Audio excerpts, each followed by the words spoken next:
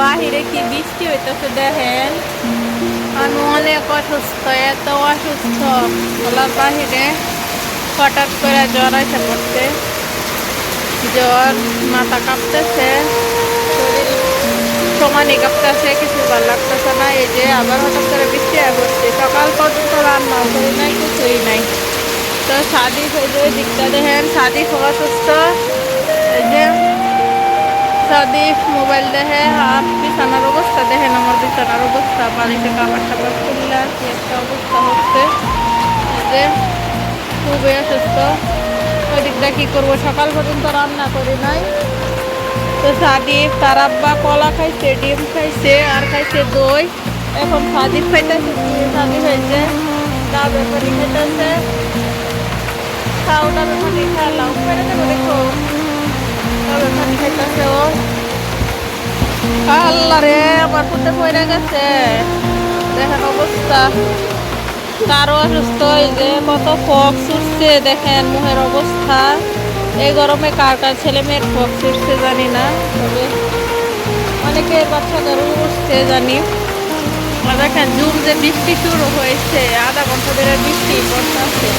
আর আমার এমন শীত লাগতেছে, প্রচন্ড শীত লাগতেছে, প্রচন্ড শীত। এদিক দিয়ে রান্না বসাইছি, এই যে কারেন্টের চুলায় রান্না বসাইলাম, ডাল রান্না করলাম,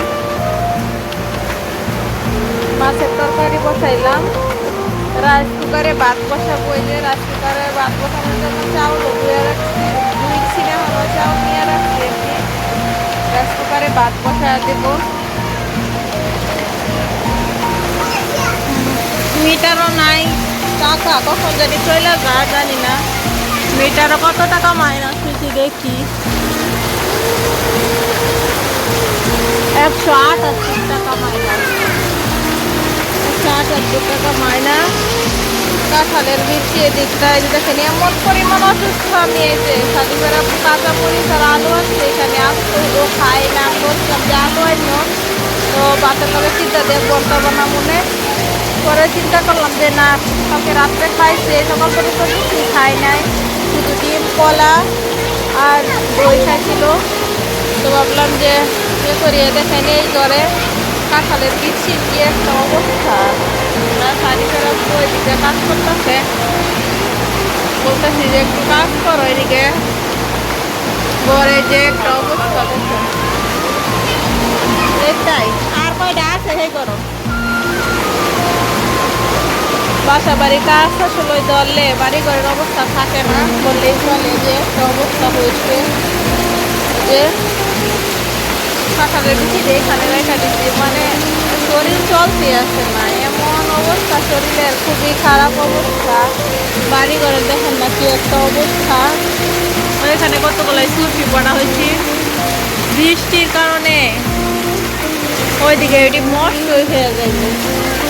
কিছুই কাজ করি নাই সকাল পর্যন্ত, দেখেন শুয়ার মাঝেই ছিলাম। মানে আর সাদিফের আব্বু এরকম অবস্থা, নিজে যে একটা কিছু খাইবো তৈরি কইরা তাও নাই। কত মানুষ দেখি যে বউ ভালো থাকলে কত কিছু করে, কইরা টইরা হয়, কিন্তু ও কোনো সময় না, জানি না ও পারে না, না নিজের থেকেই করে না, আল্লাহ জানে। সাদিফে এই যে এখন কিছু একটা ভালো, এই যে গলা একটু কালো হইতেছে, সারা শরীরে ফক্স উঠছে, এমন ফক্স উঠছে গলার বাহিরে। দেখেন এখন নাচানাচি শুরু করে দিচ্ছে। আর তার একটু একটু ইয়া হইতেছে, আর আমি এদিকটা অসুস্থ হয়ে গেছি হঠাৎ করে, এমন জ্বর বাবারে। তো সকালে ঘুম থেকে উঠে ফজরের টাইমে উঠছি পরটি এমন জ্বর জ্বর বা ঠান্ডা। হয়তো ট্যাবলেট খাইলাম, ট্যাবলেট খাইয়া ঘুমাইছি 9:30 বাজে। তখন উঠছি, সাদিক প্রেম আগে ঘুম থেকে উঠাই ডিম সিদ্ধা দিয়েছিলাম, তার বাবা ছেলের জন্য ডিম খাইছে। খাওয়া দাওয়ার পরে তখন বলতেছি যে একটু রান্না করি।